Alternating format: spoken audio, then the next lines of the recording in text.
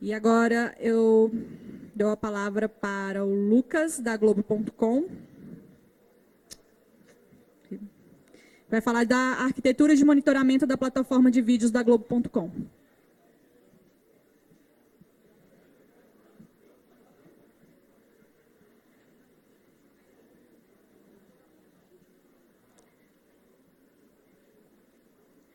Bom, boa tarde, pessoal. Queria agradecer a presença de todo mundo aqui. É um prazer muito grande estar aqui falando hoje. E falar aqui um pouquinho sobre a arquitetura de monitoramento lá da plataforma de vídeos da Globo.com. A plataforma de vídeos da Globo é responsável por entregar todos os vídeos dos produtos da Globo.com e de seus parceiros.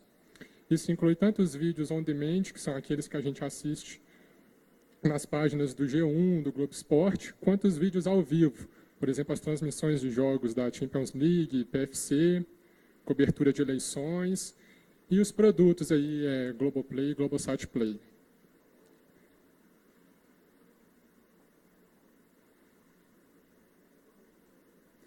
Bom, meu nome é Lucas Costa, sou desenvolvedor lá na Globo.com e sou desenvolvedor dentro de um time de infra. Então, essa palestra aqui ela vai ficar bem ali no meio do caminho entre dev e infra. E esses aí são os meus contatos. Vou colocar eles aí no final também, caso alguém queira entrar em contato depois. Então, começar a falar um pouquinho aqui antes sobre o que é a plataforma de vídeos da Globo.com. E para isso eu vou começar com uma frase bem clichê. Certamente vocês já devem ter visto ela aí em alguns lugares, cunhada dessa forma ou de formas similares, né, que a maneira como a gente consome vídeos mudou. Se até alguns poucos anos atrás a gente consumia vídeos majoritariamente pela televisão, hoje em dia o mundo se tornou mais digital, né? E eu trouxe aqui 2 recortes que corroboram essa frase. Essas 2 matérias são desse ano e dizem respeito a dados do ano passado. A primeira delas, do jornal Valor Econômico, dizendo aí que as TVs por assinatura do Brasil perderam clientes, né, no ano de 2016. Foram quase 2% aí de perda de clientes. O outro recorte ali da revista Quartz, dizendo que nos Estados Unidos o número de assinantes da Netflix finalmente superou o número de assinantes de TV a cabo. Era uma tendência que a gente já esperava que fosse acontecer. E é um mercado novo, bastante aquecido, bastante competitivo, e eu trouxe aqui os nomes de alguns dos players nesse mercado aí, os maiores, né? O primeiro deles, o grande nome aí é o Netflix, e acompanhado aí, né, da Hulu, da Amazon, da HBO e vários outros. E uma característica interessante desse novo mercado é que ele é multi-devices, né? Hoje em dia a gente consome vídeos pela televisão, pelo notebook, pelos celulares, tablets e etc. Naturalmente, a Globo, nesse cenário aí, ela não quer ficar atrás. Então, recentemente, ela lançou 2 produtos aí para competir com esses players. O primeiro deles é o Globoplay, que tem ali, em mídia digital, os programas da grade da TV Globo, e o segundo é o Globosat Play, que é bem parecido com o Globoplay, mas que oferta ali os produtos dos canais Globosat e de seus parceiros, né? Aí eu trouxe os nomes de alguns deles. Então a questão que emerge aí desse cenário relativamente recente é como que a gente sobrevive nesse mundo aí? As respostas para essa pergunta são várias e cada resposta aí tem várias facetas. Não é tão simples responder isso, mas eu trouxe aqui 2 respostas que são bem interessantes e se aplicam bem aqui no nosso contexto. A primeira delas é produção de conteúdo. Trouxe aqui 2 exemplos que vocês já devem ter notado. O primeiro é da Netflix, que até pouco tempo atrás entregava vídeos de outras produtoras e que recentemente passou a produzir o seu próprio conteúdo. Stranger Things aí foi a última grande sensação aí, né, das últimas semanas. No caso da Hulu, por exemplo, eu trouxe aí o exemplo da série The Handmaid's Tale, que ganhou o Emmy aí de série dramática esse ano. Bom, na questão de produção de conteúdo, a Globo está bem no cenário nacional. Todo mundo conhece aí os programas da Globo, que variam aí de novela, jornalismo, esporte, diversidade, séries. E a segunda resposta para aquela pergunta, isso já está um pouco mais atrelado aqui ao tema dessa palestra, que é qualidade de entrega de conteúdo. Isto é, não basta ter bons programas se eu não consigo entregar eles para os meus usuários. Ou, em outras palavras, se os meus usuários não conseguem assistir o vídeo, né? O que eu quero dizer com isso é o seguinte: eu não quero, na hora de assistir um vídeo, ficar vendo o spinnerzinho ali rodando indefinidamente e eu não conseguir ver o vídeo. Da mesma forma, eu quero ver o vídeo com a maior qualidade possível. Isto é, se eu tenho uma boa internet, eu quero ver o vídeo com a qualidade máxima ali, 1080p, 4K, seja lá o que for. Por outro lado, se eu estou numa internet limitada, um 3G, um 4G, eu também quero ver o vídeo numa qualidade reduzida, mas eu quero ver o vídeo. Então, aqui que entra a arquitetura da plataforma de vídeos da Globo.com. Né? Como é que a gente faz para entregar vídeo nesse mercado? Bom, um dos grandes segredos para entregar vídeo de maneira com qualidade para todo mundo, pessoas com boa internet e com internet ruim, uma das técnicas que a gente tem para fazer isso é entregar vídeos através de bitrate adaptativo. Só um adendo, nessa palestra eu vou focar mais na plataforma de vídeos ao vivo, eu não vou falar tanto da plataforma de on-demand. E nessa técnica aí de bitrate adaptativo, existem alguns protocolos, o mais difundido, um dos primeiros aí, o mais famoso, é o HLS, desenvolvido pela Apple. É um protocolo que roda em cima de HTTP e que é bastante interessante, já que HTTP todo mundo conversa, é um protocolo que a gente conhece bem, sabe fazer segurança, cache e tudo mais. Então, como é que funciona o HLS? O player de vídeo, o cara que vai streamar o vídeo ali, ele possui uma inteligência interna baseada em heurísticas para estimar qual que é a qualidade da internet do usuário. E é o player que toma a decisão de qual qualidade de vídeo que ele vai tocar. Então, o player ele faz um request para a plataforma de vídeos e ele recebe dessa plataforma uma playlist, que a gente chama de master playlist, que na verdade ela possui links para outras playlists. Cada link ali é o link de uma playlist de uma qualidade. O player, baseado nessa heurística, vai escolher qual que é a qualidade que melhor se adequa àquele usuário naquele momento, vai então requisitar a playlist daquela qualidade, e aí sim ele recebe a playlist com os links dos chunks de vídeo. Chunks de vídeo são pedaços de vídeo e áudio ali, tipicamente de 5 segundos, e aí o player vai baixando esses chunks, colocando num buffer interno em memória, que é uma fila circular, e aí vai tocando o vídeo.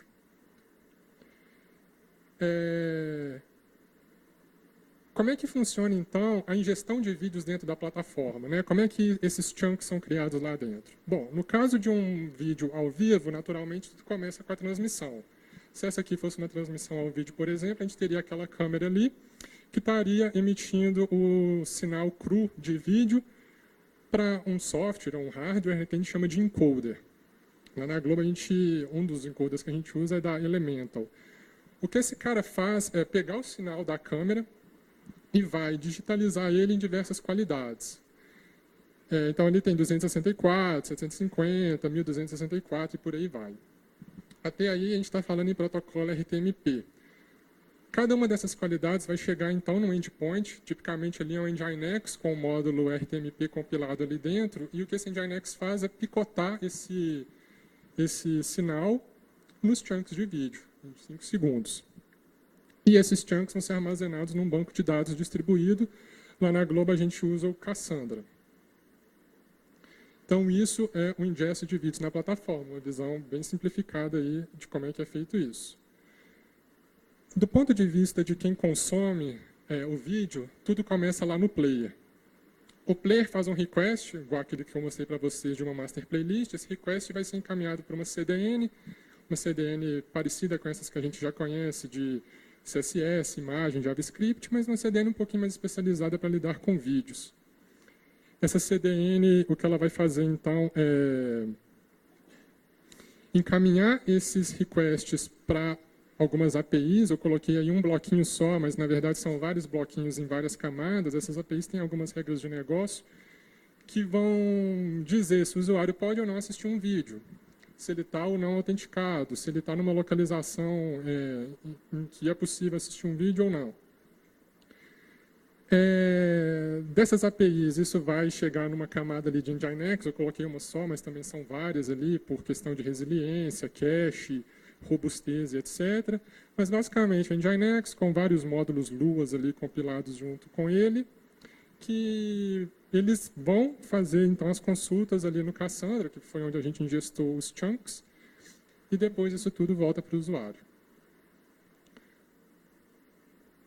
Junto com o streaming de vídeos propriamente dito, existem também algumas features atreladas. Eu trouxe essa imagem aqui da transmissão da Copa do Mundo para ilustrar uma feature especial, que é aquela ali embaixo que mostra o Fred comemorando um gol. Aquilo ali a gente chama de Live Thumbs. Essa feature é o que permite o usuário navegar ali pela barrinha de navegação do vídeo, e enquanto ele navega, ele vê um preview do vídeo naquele momento. É uma feature para aumentar a qualidade da experiência. Bom, a plataforma de vídeos lá da Globo, eu mostrei aqui para vocês resumidamente, é uma plataforma muito grande, existe um time bem grande cuidando dela, e é uma plataforma muito diversificada em termos de tecnologia. A gente tem de tudo um pouco lá. A gente tem Go, Lua, Ruby, Python, Node, Elixir, C++,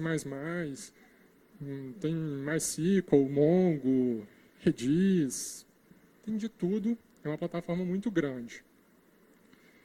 E é uma plataforma que entrega vídeos 7 dias por semana, 24 horas por dia. Feriado, de madrugada, etc. Então, aí que a gente começa a entrar. Como é que a gente monitora isso? Como é que a gente garante que essa plataforma está funcionando da maneira que a gente gostaria que estivesse? Bom, então aqui eu vou contar a historinha de como é que a gente vem fazendo isso ao longo dos últimos tempos, quais foram os desafios que a gente encontrou ao longo dos últimos anos, e como é que a gente chegou onde a gente está hoje. Tudo remete mais ou menos ali em meados de 2012, início de 2013, que a gente tinha um monitoramento bastante arcaico. Eu trouxe aqui para vocês um screenshot da aplicação que a gente tem lá. Essa aplicação existe até hoje, ela já evoluiu bastante, que é o Sauron. O Sauron é uma aplicação não só de monitoramento, como também de gestão da plataforma de vídeos. Então, como vocês veem aí nas imagens, aí embaixo tem alguns thumbnails, que são os thumbnails dos sinais que estão sendo streamados naquele momento pela plataforma de vídeos. E ali dá para ver a audiência de cada sinal. Em cima, ali na imagem, dá para ver a audiência total, qual foi o pico das últimas 24 horas, e etc. Quando a gente clica num daqueles thumbnails ali, a gente entra numa página detalhada daquele sinal. A gente consegue ver algumas métricas um pouco mais detalhadas e consegue também fazer algum tipo de gerência, limitar a qualidade máxima da transmissão daquele sinal e etc. Como é que é o Sauron por baixo dos panos, né? Como é que ele era lá em 2013? O Sauron é uma aplicação relativamente simples em Rails com Angular. E aquelas métricas de audiência que eu mostrei ali para vocês, elas vinham né, de um grafite. A questão toda, a complexidade toda era como é que esses dados chegavam lá no grafite. A gente tinha um endpoint na plataforma de vídeos que era um endpoint responsável por receber pings do player que serviam unicamente para contabilizar a audiência. Então, a gente tinha lá o Nginx com Logstash, que emitia as métricas para um grafite, e a gente tinha algumas aplicações ali que rodavam em cima dos dados. Desculpa, falei grafite, é Redis. Tinha algumas aplicações ali que consolidavam os dados no Redis, para não contabilizar o mesmo usuário 2 vezes no mesmo bucket de tempo, etc. e tal. Por incrível que pareça, essa estrutura do lado direito ali do grafite para lá, ela é bastante complexa. Esse endpoint capotava frequentemente, o Redis capotava frequentemente. É uma plataforma, é uma estrutura relativamente complicada, mais complicada do que deveria. E em termos de vitais de máquinas, CPU, memória, como é que estão as coisas, a gente monitorava de forma muito rudimentar através do Monit e do mMonit. Foi quando surgiu a necessidade, né, a gente queria ter uma solução que fosse mais genérica, mais flexível e mais robusta. Basicamente, a gente estava medindo vitais e audiência e isso era muito pouco. E sem falar que isso capotava sempre. A gente queria mais do que isso. A gente quer saber o que os usuários estão experimentando. A gente queria largar os achismos, deixar os achismos de lado e adotar posturas mais pragmáticas na hora de identificar os problemas e propor soluções. E a gente queria deixar de ser tão reativo e passar a ser mais proativo. O que acontecia é que muita gente descobria problemas depois que os usuários ligavam lá para a central. Pô, paguei pelo PFC, não estou conseguindo assistir aqui o jogo. Paguei pelo combate, não estou conseguindo assistir a luta. Enfim, a gente era muito reativo. Foi quando ali no final de 2014, início de 2015, a gente surgiu né, a ideia da gente introduzir a stack ELK, Elasticsearch, Logstash e Kibana aí para fazer o monitoramento da plataforma. O Elasticsearch é um banco de dados, né, NoSQL. Originalmente ele nasceu para logs, mas que num pulo a comunidade passou a utilizar muito ele para fazer analytics. E o pessoal da Elastic identificou essa necessidade e evoluiu muito o banco de dados Elasticsearch para o lado de analytics, então ficou bastante interessante. Então a gente deu um passo aí na evolução da nossa infra de monitoramento e foi aí que a gente teve uma grande sacada, que é como fazer o monitoramento sem aumentar demais o custo da nossa infra. A gente já estava colocando um ELK inteiro. Vamos colocar um endpoint, como é que vai ser isso? Bom, lá na Globo já existia um sistema chamado Horizon, que servia para fazer o tracking dos usuários nas páginas, page view e etc., para fazer recomendação de matérias e notícias e etc. A gente falou, não, peraí, vamos utilizar o Horizon, que é baseado em Kafka, para fazer um monitoramento de vídeos também. Então, o que a gente fez foi, fomos lá no time de recomendação, conversamos com ele, galera, vamos criar uns tópicos aí para a gente monitorar vídeos. Então, a gente criou lá um tópico para vídeos on demand, um tópico para vídeos ao vivo. A gente instrumentou todo o código do player para emitir as métricas para o Horizon, que então eram emitidas para o Kafka. Então, a gente construiu uma aplicaçãozinha, que são essas engrenagens aí, que consumia os dados do Kafka e emitia para o Logstash e depois para o Elasticsearch. Dando um zoom aí naquela caixinha ali das engrenagens, o que era essa aplicação? As mensagens lá no Kafka elas são serializadas em Avro. É um protocolo bem antigo, dá para evoluir bastante nisso, mas esse sistema já é bastante antigo, né? Então, a aplicação é uma aplicação em Python, que o que ela fazia era lia os dados do Kafka, decodificava o Avro, processava, removia outliers, etc. e tal, e despachava os dados para o Elasticsearch. O resultado disso é que, com pouco tempo de desenvolvimento, a gente conseguiu construir dashboards como esses aí que vocês estão vendo. Acho que as letras estão meio pequenininhas, eu vou ler aqui para vocês. Ali em cima, a gente tem métricas de tempo de request e o tempo até fazer o request para um serviço de ads do Google, que é o DFP. Então, a gente passou a saber quanto tempo que o Google está demorando para responder os requests que a gente faz para ele de anúncios. A gente passou a monitorar os bitrates que os usuários estão vendo nos vídeos. A gente passou a monitorar os erros que os usuários tomam. Então, quando um usuário vai lá e não está autenticado, tomou um erro de autenticação, a gente sabe que ele tomou um erro de autenticação. Bom, a gente passou a monitorar tudo que envolve a ação de usuário no player da Globo. E além disso tudo, como a gente usou um sisteminha da recomendação, que é o Horizon, sisteminha não, né? Que aí eu tô diminuindo o sistema, um sistema bem grande. A gente ganhou de brinde esse carinha aí, que é o Parquet, que é um banco de dados colunar voltado para Big Data. É um banco de dados para usos bem característicos de recomendação e Big Data. O que é interessante é que a gente tinha monitoramento ali em tempo real da plataforma de vídeos, mas com o Parquet a gente passou a ter também um monitoramento extremamente sofisticado para depurações finas, investigações finas, através de Big Data.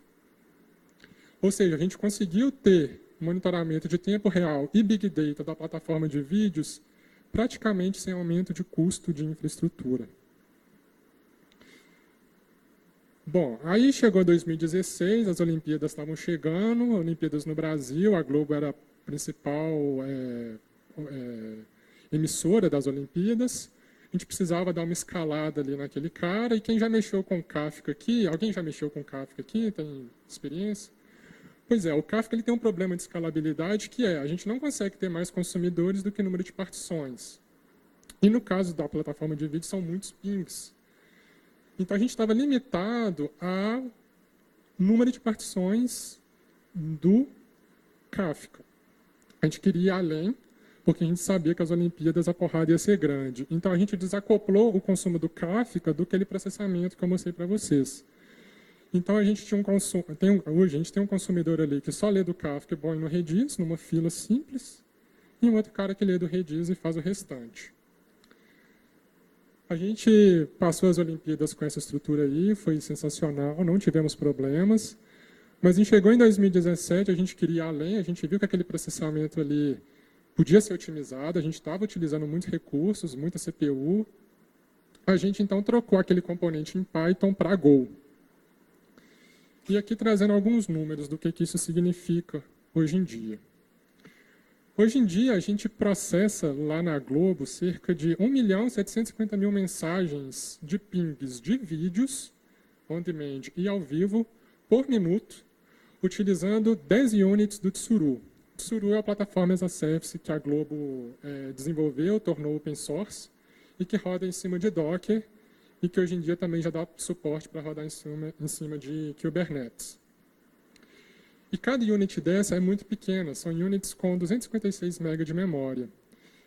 E a gente tem esse consumo escalável. Se a gente duplicar o número de units, a gente duplica o processamento de pings de vídeo. Em termos de armazenamento de dados no Elasticsearch, o que a gente tem hoje é mais ou menos isso daí. Isso aí é um dia típico, não é um dia de grandes audiências. Cerca de 90 a 120 milhões de documentos por dia no Elasticsearch. E quando eu digo documento no Elasticsearch, eu estou falando de um negócio mais ou menos assim. É um JSON com as métricas que a gente colocou lá no player, que a gente instrumentou. Aí estão algumas delas. Diz se o cara está no desktop, no celular, ou seja lá onde for, qual que é o playback, se ele está usando HLS, Dash ou outra coisa, qual que é a versão do player, qual que é o bitrate, qual que é o sinal e por aí vai. E cada documento desse lá no Elasticsearch ocupa cerca de 700 bytes no disco. Então a gente resolveu um problema de monitoramento e criamos um problema de consulta. Aquele gráfico que eu mostrei para vocês é um gráfico de tempo real. A gente consegue olhar métricas ali sendo atualizadas a cada minuto. O problema é que a galera gosta de olhar métricas históricas. Como é que está a audiência aqui desse jogo comparado com o jogo de semana passada? E aí vocês façam um cálculo aí de 100 milhões de documentos por dia, 700 bytes por documento, vezes 7 dias, uma consulta daquela no Grafana é coisa demais para o Elasticsearch fazer. O que no final das contas estava acontecendo é que o Grafana demorava a responder, dava erro de resposta, às vezes o Elasticsearch capotava e tal. A gente resolveu um problema e criamos outro. Falou, bom, a gente precisa então de um banco de time series, porque a gente está fazendo time series no Elasticsearch. O Elasticsearch não é o melhor banco do mundo para fazer time series. Então beleza, vamos usar o Prometheus aí, vamos usar o InfluxDB, vamos usar o OpenTSDB. Pô, mas aí vem uma grande sacada que a gente teve que chega a ser ridículo de tão tosco. Pô, a gente já tem um grafite lá, cara. Grafite de 5 anos atrás, que estava de lado, mas que ainda estava em pé, ainda recebia algumas métricas. Grafite é time series, vamos usar o grafite. Foi aí que a gente, sem aumentar nem um centavo no custo da nossa infra, a gente passou a ter dados históricos da plataforma lá no Graphite. A gente construiu um frameworkzinho que a todo minuto roda consultas no Elasticsearch consolida no Graphite. Pô, Graphite, cara, o negócio ficou não sei quanto tempo aí sem receber suporte. Pois é, mas volto a repetir, sem aumentar em nenhum centavo o custo da nossa infra. E, além disso tudo, a gente criou uma solução genérica, robusta, flexível o suficiente e que atendia não só as métricas de player, ela passou a atender também tudo que envolvia a plataforma de vídeos. O nosso componente central ali, o Elasticsearch, a gente passou a utilizar ele como sendo um banco de dados para pegar métricas de tudo. E a gente construiu bibliotecas e disponibilizamos para os times bibliotecas em Python, em Go, em Ruby, para que os times pudessem instrumentar suas aplicações e emitir métricas de forma transparente para o Elasticsearch. Então, a gente tem lá uma farm que faz encode de vídeos on demand. A gente tem uma aplicação que analisa a qualidade das mídias. Uma aplicação que analisa a qualidade dos sinais ao vivo. Um cara que analisa os thumbs, que gera os thumbs. As APIs de autenticação, geolocalização. Tudo isso emitindo métricas para o Elasticsearch.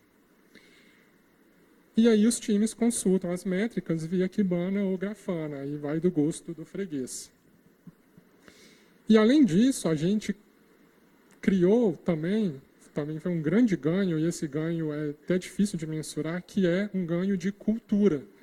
A partir do momento que a gente fez isso, a gente tornou os times autônomos para criarem as suas métricas.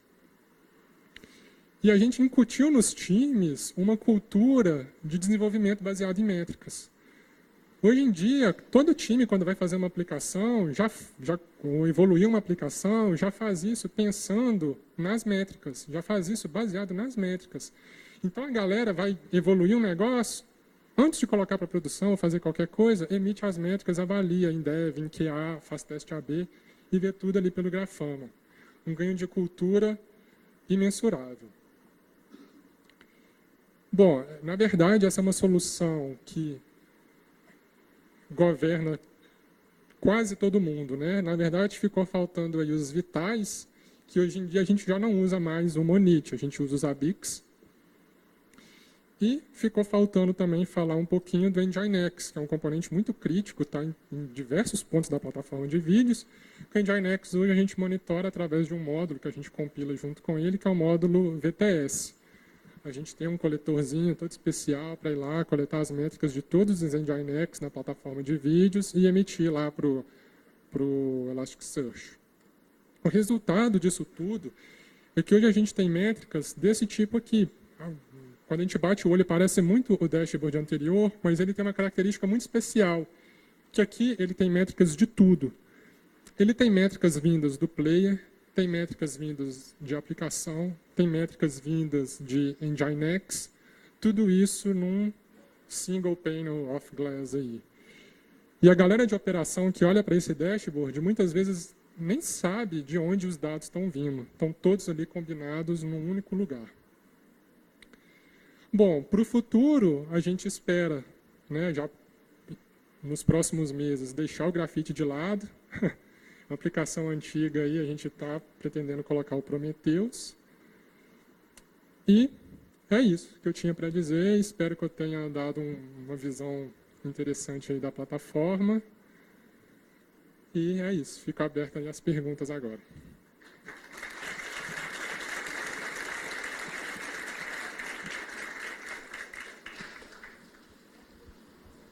Alguém tem pergunta?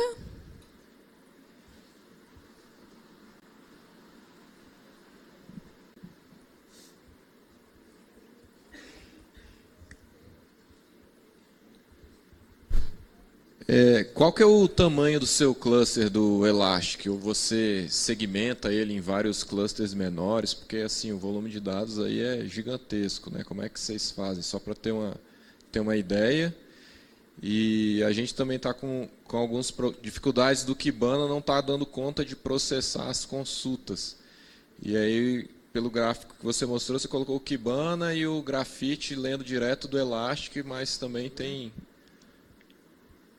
Eu coloquei o Grafana e o Kibana. Isso. Aí, indo direto no Elastic, mas você também tem o Graphite fazendo time series, né? Como que não sei se o Kibana consulta direto do Graphite, isso que eu não entendi também, entendeu?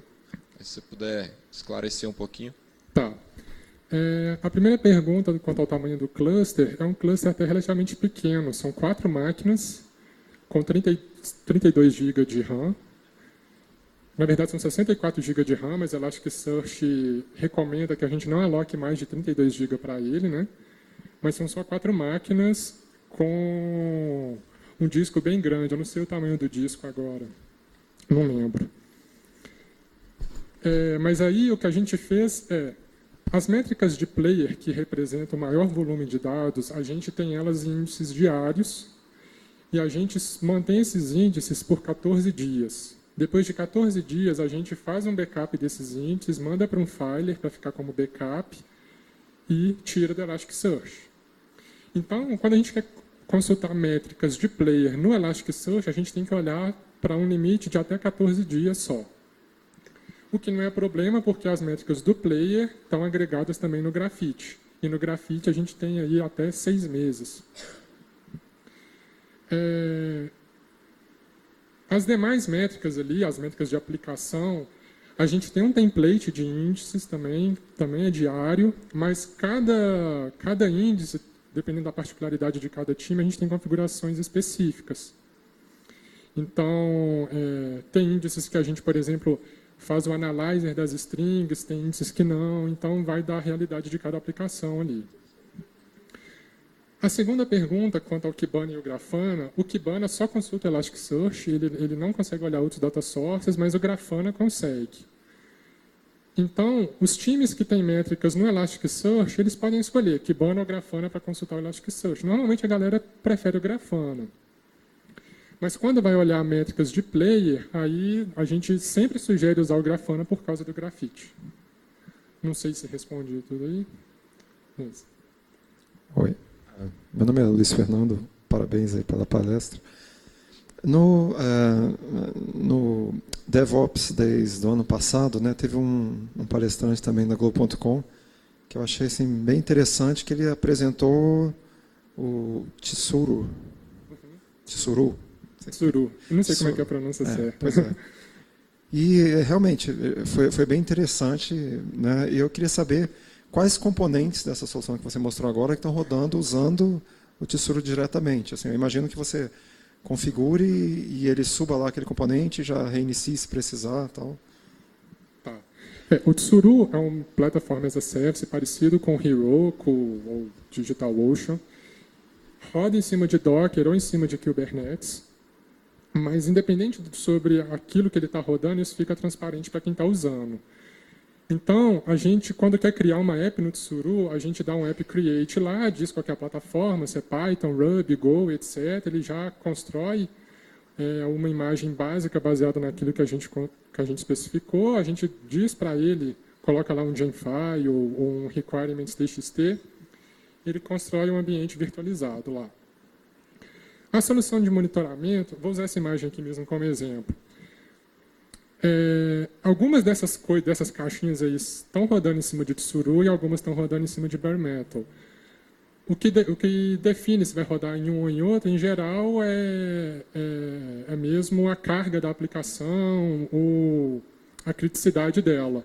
Por exemplo, a farm de encoding é o cara que faz o encode dos vídeos on demand, por exemplo, vídeos muitas vezes pode ser grandes, pode ser vídeos de filmes inteiros, rodam em cima de Bare Metal, porque são aplicações muito pesadas para rodar em cima do Tsuru. As outras ali, analisador de mídias VOD, analisador de sinais ao vivo, analisador de thumbs, rodam todas em cima de Tsuru. No caso das APIs, tem os dois casos, tem coisas rodando em Bare Metal, tem coisas rodando em cima de Tsuru. No caso do Elasticsearch e do Graphite, é Bare Metal por causa lá da restrição. Lá, a gente roda com 32 GB, é muita coisa para rodar em cima do Tsuru, realmente exige uma infra com recursos mais dedicados para ela.